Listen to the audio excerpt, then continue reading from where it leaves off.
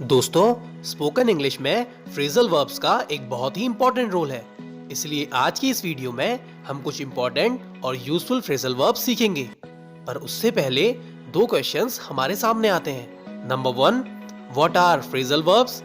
Phrasal verbs क्या हैं? And number 2, why are they important? वे इम्पोर्टेंट क्यों हैं?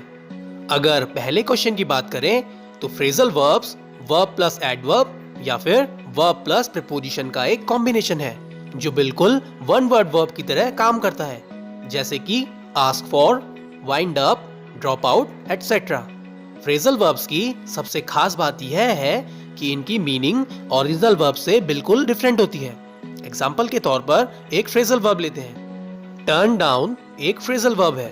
अगर हम सेपरेटली देखें तो टर्न का मतलब होता है मोड़ या फिर मोड़ना और डाउन का मतलब होता है नीचे।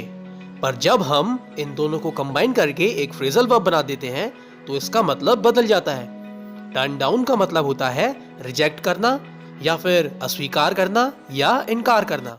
सो गाइस, ये फ्रेजल वर्ब की एक खास कैरेक्टरिस्टिक है। अब आते हैं दूसरे सवाल पर। तो फ्रेजल वर्ब्स इसलिए इंपॉर्टेंट हैं क्योंकि ये हमारी इनफॉर्मल इंग्लिश कॉन्वर्सेशन में बहुत ही कॉमन है। मींस इनका हमारी इनफॉर्मल कॉन्वर्सेशंस में कई बार यूज होता है।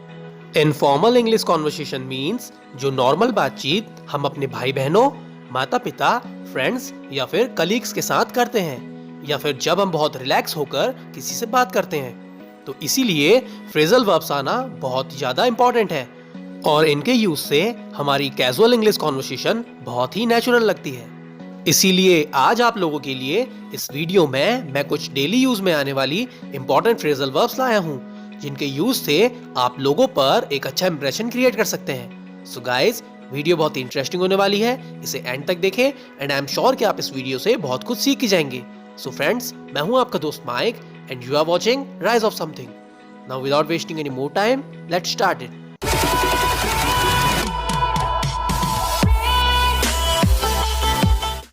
सो गाइस, पहली फ्रेजल वर्ब है कॉल ऑन। कॉल ऑन का मतलब है किसी से मिलने जाना। आइए इसे एग्जांपल से समझते हैं। It is a tradition for prime minister to call on the president. प्रधानमंत्री के लिए राष्ट्रपति को मिलने जाना एक परंपरा है। It is a tradition for prime minister to call on the president. अगली फ्रेजल वर्ब है आस्क फॉर। आस्क फॉर का मतलब है मांग लेना।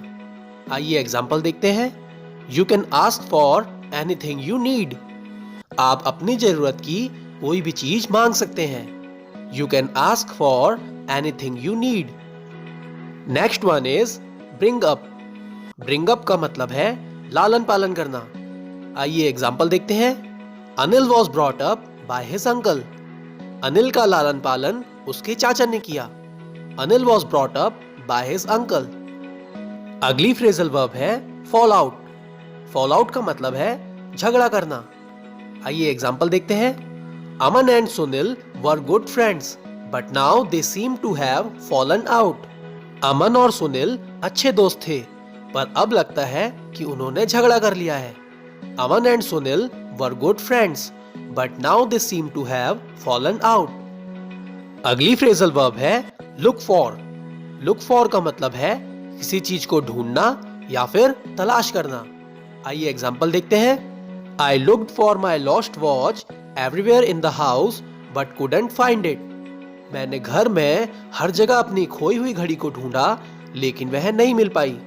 I looked for my lost watch everywhere in the house but couldn't find it. Next one is let down. Let down का मतलब है निराश करना।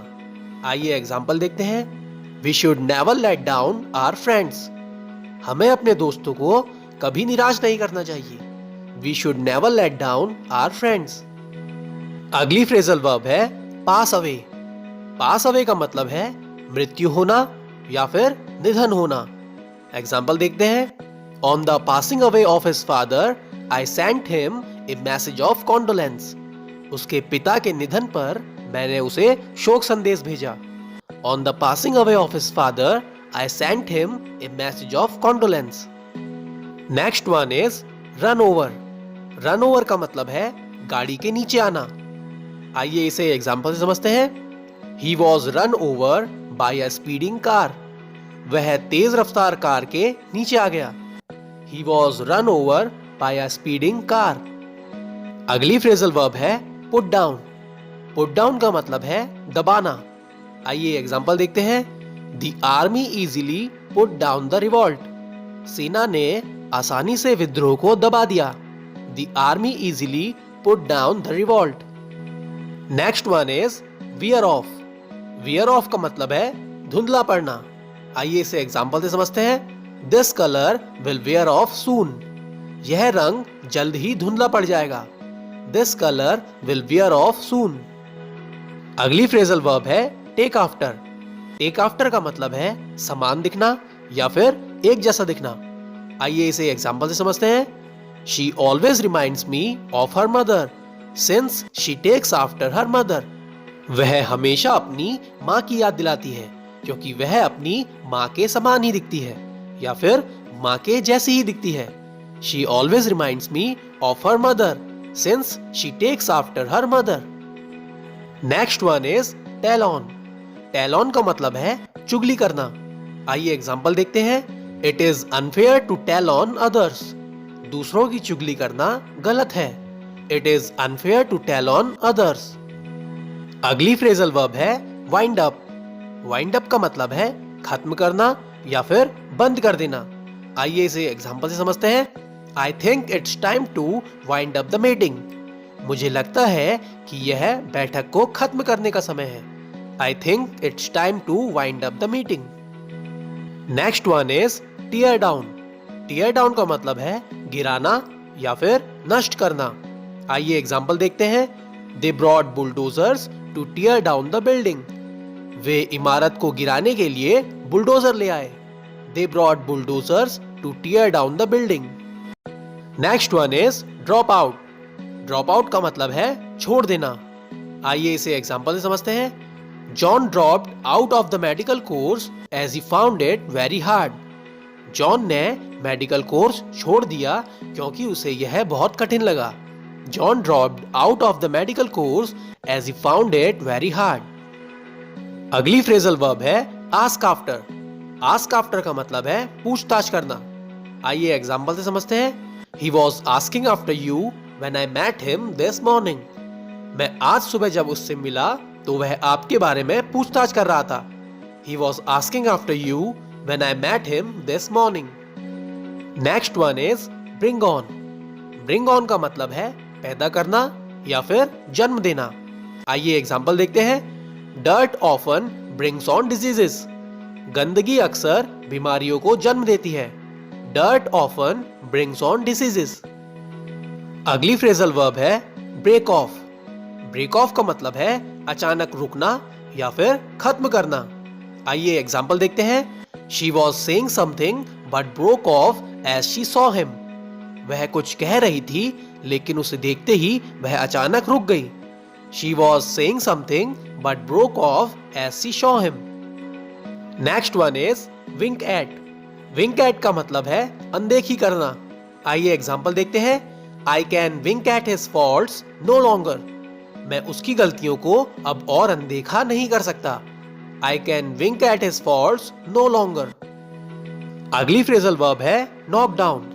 Knock down का मतलब है नीचे गिराना। आइए इसे एग्जांपल से समझते हैं। We'll have more space if we knock down the adjoining wall. अगर हम पास वाली दीवार को नीचे गिरा दें तो हमारे पास अधिक स्थान होगा। We'll have more space if we knock down the adjoining wall. So guys, I hope आपको सारी फ्रेजल वर्ब्स अच्छे से समझ आ गई होंगी और कुछ इंपॉर्टेंट फ्रेजल वर्ब्स जो बाकी रह गई हैं उन्हें हम इसके अगले पार्ट में कवर कर लेंगे। So guys, अगर आपको वीडियो पसंद आई है तो इसे लाइक करें और अगर आप चैनल पर नए हैं तो चैनल को सब्सक्राइब करें और नोटिफिकेशन बेल ऑन कर लें। Thank you very much. Keep learning.